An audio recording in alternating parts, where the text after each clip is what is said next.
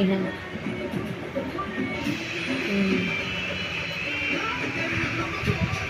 ये तो भाई नुका दे मैं सब दबला कुछ बात करते तो वो ऐसी है।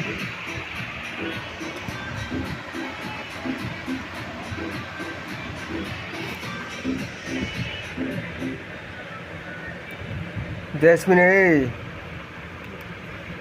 आमा काकू आमा ठीक हो बार तेरी दो तो रिक्शा में बैठा दी तेरा दूसरा गाना ला दूं उतरे कोनी रिक्शा में बैठा दी इसको पापा ने दी जमा बैग तय रहे था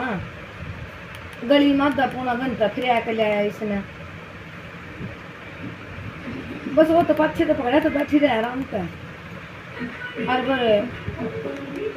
हो गया या तो उतरे कौन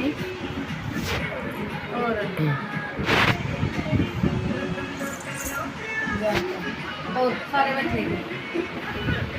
अरे अनवर का कुर्सी में दूर जा अरे अनवर ने बता लिया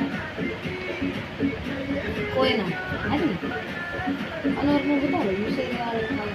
बंदा छोड़ा सारा बेचने है जैस्मिन क्या कर रहा है मैंने तो बता दिया।